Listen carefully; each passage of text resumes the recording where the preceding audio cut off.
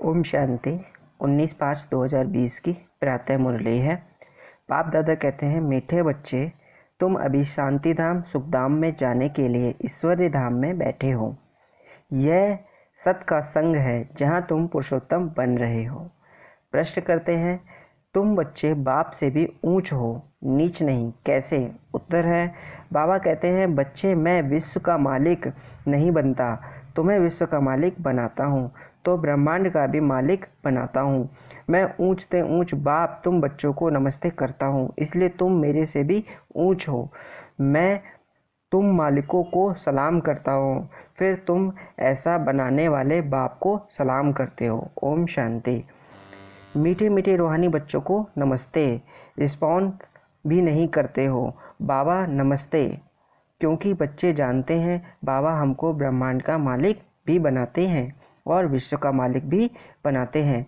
बाप तो सिर्फ ब्रह्मांड का मालिक बनते हैं, विश्व का मालिक नहीं बनते। बच्चों को ब्रह्मांड और विश्व दोनों का मालिक बनाते हैं।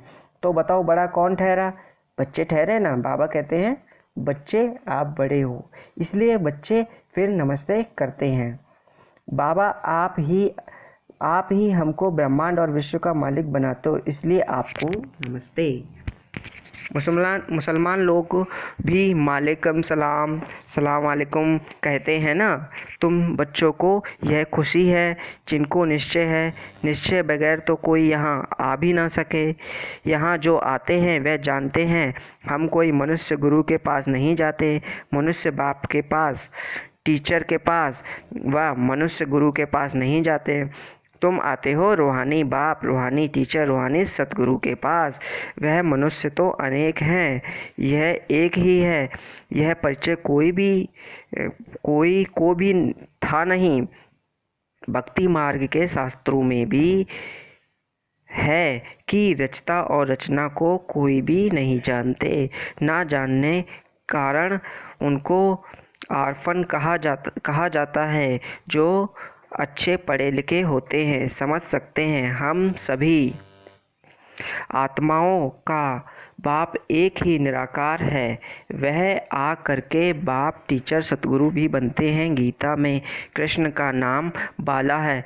गीता है सर्वशास्त्रमय शिरोमणि, सबसे उत्तम से उत्तम। गीता को ही माई बाप कहा जाता है और जो भी शास्त्र हैं उनको माता पिता नहीं कहेंगे। श्रीमद् भगवत गीता माता गाई जाती है।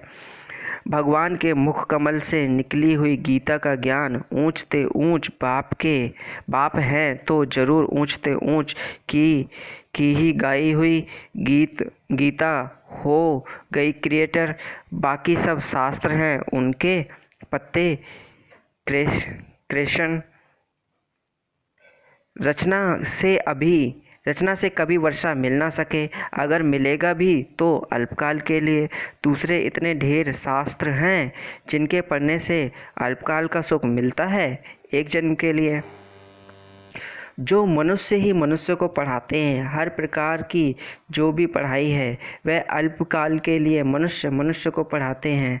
अल्पकाल का सुख मिला, फिर दूसरे जन्म में दूसरी पढ़ाई पढ़नी पड़े। यहाँ तो एक निराकार बाप ही है जो 21 जन्मों की वर्षा देते हैं।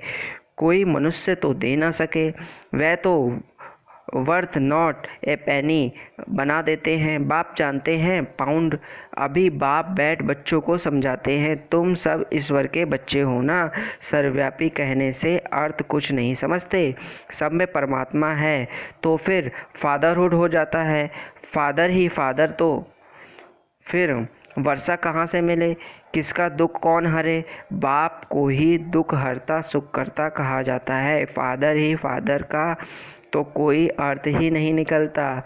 बाप बैठ समझाते हैं, यह है ही रावण राज्य, यह भी ड्रामा में नोद है, इसलिए चित्र में भी क्लियर कर दिखाया है। तुम बच्चों की बुद्धि में है हम पुरुषोत्तम संगम युग पर हैं। बाप पुरुषोत्तम बनाने आए हैं। जैसे बैरिस्ट्री, डॉक्टरी आदि की पढ़ाई पढ़ते हैं, जिससे मर्तबा पाते हैं, समझते हैं इस पढ़ाई से हम फलाना बनूंगा। यहाँ तुम सत के संग में बैठे हो जिससे तुम सुखधाम में जाते हो। सत धाम भी दो हैं, एक सुख का धाम, दूसरा शांति धाम। यह है ईश्वर का धाम। बाप रचता है ना, जो बाप द्वारा समझकर होशियार होते जाते हैं, उनका कर्तव्य है सर्विस करना। बाप कहेंगे तुम अभी समझकर होशियार हुए हो तो शिव के मंदिर में जाकर समझाओ। उन्हें बोलो इस पर फल फूल मक्खन घी अग के फूल गुलाब के फूल वैरायटी क्यों चढ़ाते हो? कृष्ण के मंदिर में अग के फूल नहीं चढ़ाए जाते हैं, वहाँ बहुत अच्छे खुशबूदार फूल ले जाते हैं। शिव के आगे अग के फूल तो गुलाब के फूल भी चढ़ाते हैं, और तो कोई जानते नहीं। इस समय तुम बच्चों को बाप पढ़ाते हैं, कोई मनुष्य नहीं पढ़ाते, और सारी दुनिया में मनुष्य को मनुष्य पढ़ाते हैं। तुमको भगवान पढ़ाते हैं, कोई मनुष्य को भगवान कदाचित कहा नहीं जाता।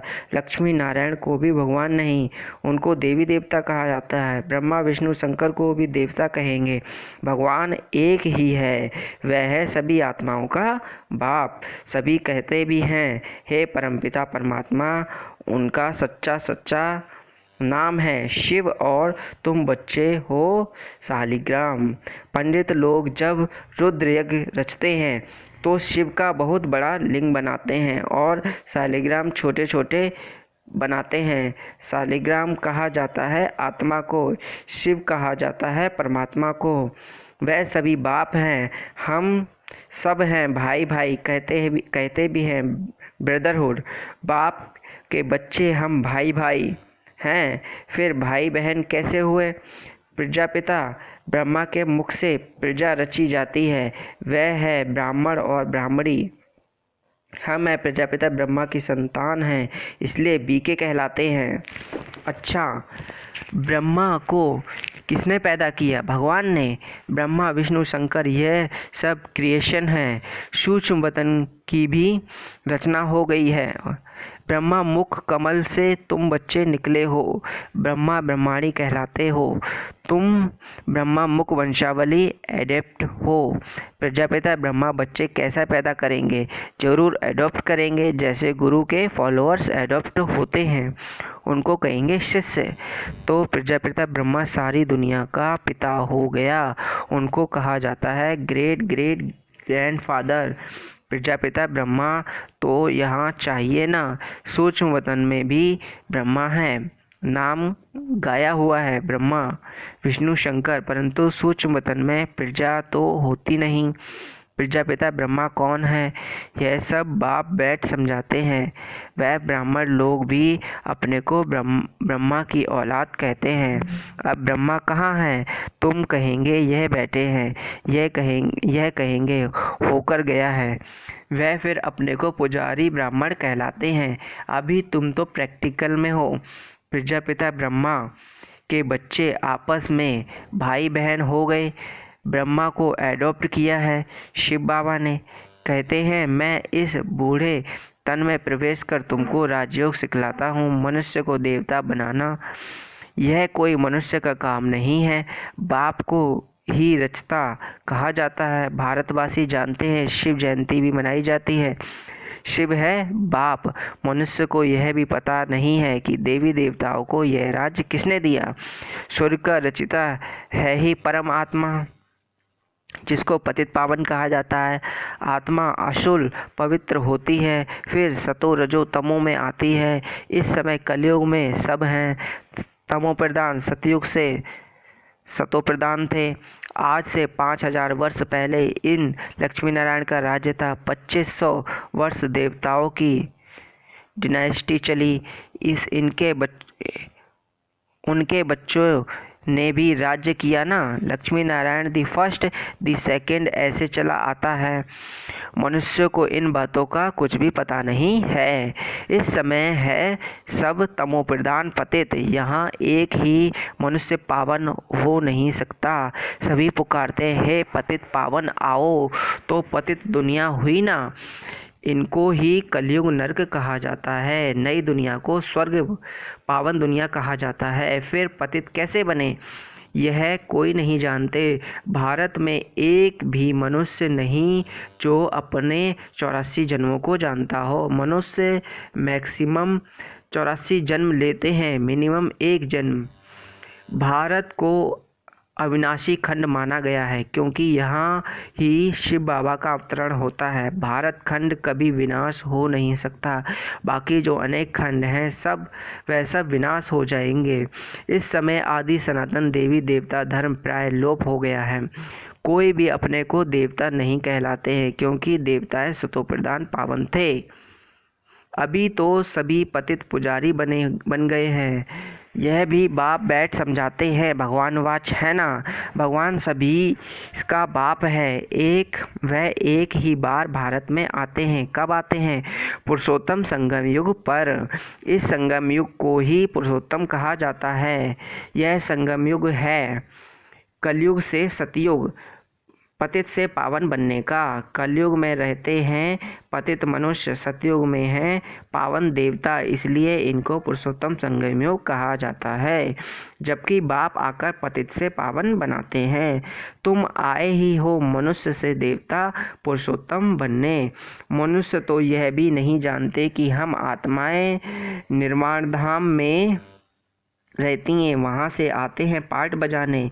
इस नाटक की आयु 5000 वर्ष है। हम इस बेहद के नाटक में पाठ बजाते हैं। इतने सब मनुष्य पाठधारी हैं। यह ड्रामा चक्र फिर चलता रहता है, कभी बंद होने को नहीं है। पहले इस नाटक में सतयुग में पाठ बजाने आते हैं देवी देवता, फिर त्रेता में क्षत्रिय। इस नाटक को भी जानना चाहिए ना। यह है ही कांटों का जंगल। सब मनुष्य दुखी हैं। कलयुग के बाद फिर सतयुग आता है। कलयुग में ढेर मनुष्य हैं। सतयुग में कितने होंगे? बहुत थोड़े होंगे। आदि सनातन सूर्यवंशी देवी देवता ही होंगे। यह पुरानी दुनिया अब बदलनी है। मनुष्य सृष्टि से फिर देवताओं की सृष्टि होगी। आदि सनातन देवी देवता धर्म था, परंतु अब अपने को देवता कहलाते नहीं, अपने धर्म को ही भूल गए हैं। यह सिर्फ भारतवासी ही है जो अपने धर्म को भूल गए हैं। हिंदुस्तान में रहने कारण हिंदू धर्म कह देते हैं। देवताओं तो पावन थे, यह है पतित, इसलिए अपने को देवता नहीं कहते। देवताओं की पूजा करते रहते हैं, अपने को पापी नीच कहते हैं। अब बाप समझाते हैं तुम ही पूज्य थे, फिर तुम ही पुजारी बनते हो। अब सो का अर्थ भी समझाया है। वह कह देते आत्मा सो परमात्मा। यह है झूठ अर्थ, झूठी काया झूठी माया। सतयुग में ऐसे नहीं कहेंगे। सचखंड की स्थापना बाप करते हैं, झूठखंड फिर रावण बनाते हैं। यह भी बाप आकर समझाते हैं। आत्मा क्या है, परमात्मा क्या है, यह भी कोई नहीं जानते। बाप कहते हैं तुम आत्मा बिंदी हो, तुम्हारे में 84 जन्मों का पाठ नूद हुआ है। अब आत्मा कैसी है यह कोई नहीं जानते। हम बैरिस्टर हैं, फलाना है, यह जानते हैं, बाकी आत्मा को एक भी नहीं जानते। बाप ही आकर पहचान देते हैं। तुम्हारी आत्मा में 84 जन्मों का पाठ अविनाशी नूंदा हुआ है, जो कभी विनाश नहीं हो सकता। यही भारत गार्डन ऑफ फ्लावर था। सुख ही सुख था, अभी दुख ही दुख है। यह बाप नॉलेज देते हैं। तुम बच्चे बाप द्वारा अभी नई नई बातें सुनते हो। सबसे नई बात है तुम्हें मनुष्य से देवता बनना है। तुम जानते हो मनुष्य से देवता बनने की पढ़ाई कोई मनुष्य नहीं पढ़ते हैं, कोई मनुष्य पढ़ाते हैं, भगवान पढ़ाते हैं स्वयं। उस भगवान को सर्वव्यापी कहना यह तो गाली देने के समान हुआ ना। अब बाप समझाते हैं मैं हर 5000 वर्ष बाद आकर भारत को स्वर्ग बनाता हूँ, रावण फिर नर्क बना देता है। यह बातें दुनिया में और कोई नहीं जानते। बाप ही आकर तुमको मनुष्य से देवता बनाते हैं। गायन भी है, मूत पिलती कपड़ धोए, वहाँ विकार होता नहीं। वह है ही संपूर्ण निर्विकारी दुनिया। अभी है विसल वर्ड, बुलाते भी है पतित पावन आओ, हमको रावण से पतित बनाया है, परंतु जानते नहीं कि रावण कब आया, क्या हुआ। रावण ने कितना कंगाल बना दिया। भारत 5000 वर्ष पहले कितना साहूकार था। सोने हीरे जवाहरात के महल थे, कितना धन था, अभी क्या हालात है, सो सिवाय बाप के सिरताज कोई बना ना सके। अभी तुम कहते हो शिव बाबा भारत को हेवन बनाते हैं, अब बाप कहते हैं मौत सामने खड़ा है, तुम वानप्रस्थी हो, अब जाना है वापस, इसलिए अपने को आत्मा समझो, मामेकम याद करो तो पाप भस्म हो जाएंगे। अच्छा, मीठे मीठे सिकीलदे बच्चों प्रति माता पिता बाप दादा का याद प्यार और गुड मॉर्निंग। रूहानी बाप की रूहानी बच्चों को नमस्ते, हम रूहानी बच्चों की रूहानी बाप दादा को नमस्ते नमस्ते नमस्ते। ओम शांति बाबा। शुक्रिया बाबा। धारणा के लिए मुख्य सार दिया है बाबा ने। हम ब्रह्मा मुखी वंशावली ब्राह्मण हैं, स्वयं भगवान हमें मनुष्य से देवता बनाने की पढ़ाई पढ़ा रहे हैं, इस नशे और खुशी में रहना है, पुरुषोत्तम संगम युग और पुरुषोत्तम बनने का पुरुषार्थ करना है। अभी हमारी वानप्रस्थ अवस्था है, मौत सामने खड़ा है, वापस घर जाना है, इसलिए बाप को याद से सब पापों को भस्म करना है। वरदान है रूहानी यात्री हूँ, इस स्मृति से सदा उपराम न्यारे और निर्मोही भव। रूहानी यात्री सदा याद की यात्रा में आगे बढ़ते रहते हैं, यह याद यात्रा ही सुखदायी है। जो रूहानी यात्रा में तत्पर रहते हैं उन्हें दूसरी कोई यात्रा करने की आवश्यकता नहीं, इस यात्रा में सब यात्राएं समाई हुई हैं। मन का तन से भटकना बंद हो जाता है तो सदा यही स्मृति रहे कि हम रूहानी यात्री है। यात्री का किसी से मोह नहीं होता, उन्हें सहज ही उपराम न्यारे व निर्मोही बनने का वरदान मिल जाता है। स्लोगन दिया है सदा वाह बाबा, वाह तकदीर, वाह मीठा परिवार, यही गीत गाते रहो। अच्छा, ओम शांति। सभी का शुक्रिया प्यारी प्यारी बाबा की मुरली सुनने के लिए। Thank you Baba. Om Shanti.